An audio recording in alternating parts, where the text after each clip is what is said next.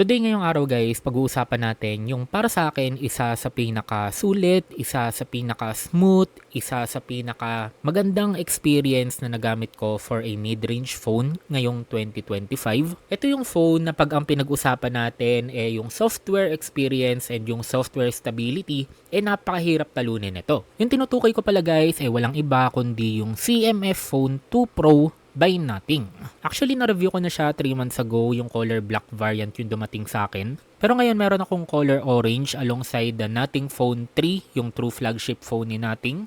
And para sa akin lang, personal choice ko, napakaganda ng color orange variant niya compared sa color black and sa color white. Talagang nagpa-pop up yung colors niya and talagang pansin pag lumabas kayo. So mapapansin nyo yung color black is monotone lang siya, iisang texture maliban dito sa knob niya. Pero yung orange may pagka-textured matte yung top niya. Tapos yung baba naman may pagka-glossy na plastic yung texture niya. Although napansin ko lang yung knob ng color black na gamit ko 3 months ago naiikot ko. Yung ngayon as in ayaw gumalaw.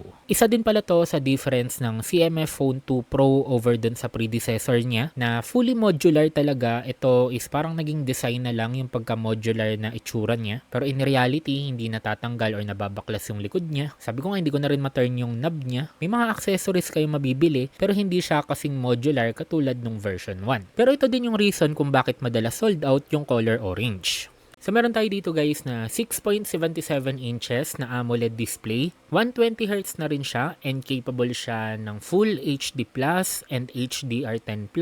Meron din siya up to 3000 nits na peak brightness, so pwede kayo maglaro sa labas. Pero ang pinaka-reason kung bakit madami pa rin may gusto ng CMF Phone 2 Pro, sabi ko nga kanina, yung software niya. And sa dinami-dami ng phone na na-review ko, nagamit ko, from budget to mid-range to flagship, talagang Nothing and CMF yung isa sa may pinaka-swabe talagang software experience na tipong parang walang lag talaga, walang glitches, walang bugs na may experience habang ginagamit nyo siya. I mean, nandyan yung OnePlus, nandyan yung Google Pixel, pero yung Nothing and CMF, pagdating sa stability, isa sila sa talagang lumalaban sa mga Android brands. And speaking of software, currently naka-Android 15 na siya and aabot daw siya up to Android 18. So 3 major Android OS updates and meron siyang up to 6 years, 6 na taon na security patches. Although masasabi ko lang siguro since karamihan ng viewers natin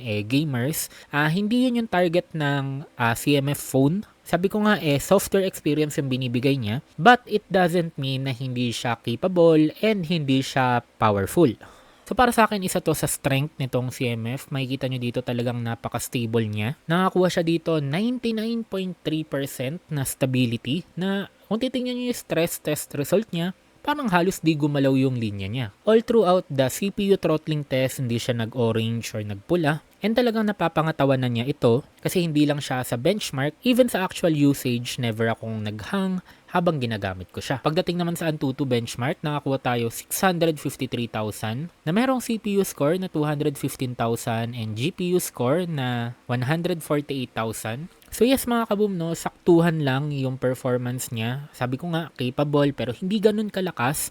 Pagdating sa price range niya, may mga other options kayo lalo kung gamer kayo. Pero yung pagkaswabe at pagkabawa sa sakit ng ulo pagdating sa software, yung hindi ka binubugbog sa bloatware and sa ads, yun siguro yung mga bagay na hindi mo may experience sa iba. And speaking of performance, ano nga bang chipset niya? So meron tayo dito mga kaboom na MediaTek Dimensity 7300 Pro 5G na merong 8GB na RAM, 128GB na internal storage, pero meron ding 256GB na variant. Meron siyang 5000 mAh na battery capacity na capable ng 33 watts na wired charging and 5 watts na reverse wired charging. Kayang-kaya niyang laruin yung ilan sa mga favorite games ninyo, from Mobile Legends to Genshin Impact to Call of Duty Mobile.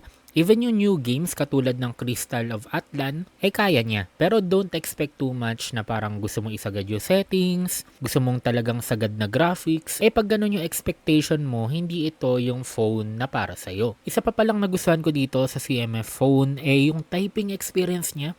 Yung haptic feedback niya talagang grabe, chef kiss. Talagang ramdam mo siya, swabe sa feeling. Yung talagang close to flagship level na yung haptics niya. Pero ang hindi ko naman nagustuhan sa kanya, yung speaker niya, mono speaker lang. Dito sa bottom part lang niya nanggagaling yung pinaka-sounds niya. Kaya kung music lover kayo or kung mahilig kayo magpatugtog gamit yung main speaker ng phone, baka medyo ma-disappoint kayo dito.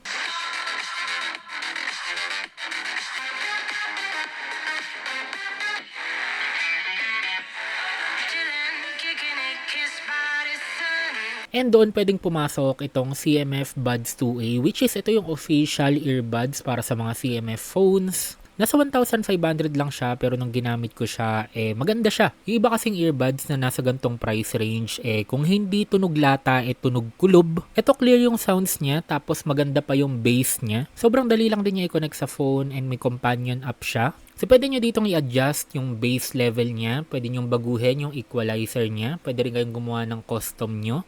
Pwede kayo magpalit from noise cancellation to transparency. So yung mga basic features and needs sa earbuds, hindi naman kulang. So currently, itong CMF Phone 2 Pro, nakasale siya. So yung SRP niya is 16,490 pesos. Pero yung shop na nag-sponsor sa video natin, so sponsored lang ng shop pero hindi naman tayo sponsored ng mismong CMF. Kaya lahat ng sinabi ko ay sarili ko namang opinion.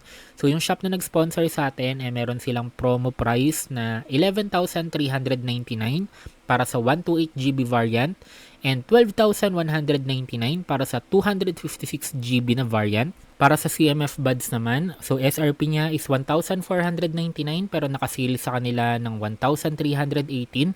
Available in dark gray, light gray, and color orange. Say lang guys, no, kung naghahanap kayo ng phone na may magandang user experience, software experience, na capable naman sa gaming and may decent camera, and yung budget nyo nasa around 11,000 to 18,000 depending kung may promo or wala kayong promo na makukuha. So CMF Phone 2 Pro yung isa talaga sa mare-recommend ko sa inyo. Pero para sa inyo guys, anong thoughts nyo para sa phone na to? Sulit ba to para sa inyo or hindi? Comment mo naman para mapag-usapan natin.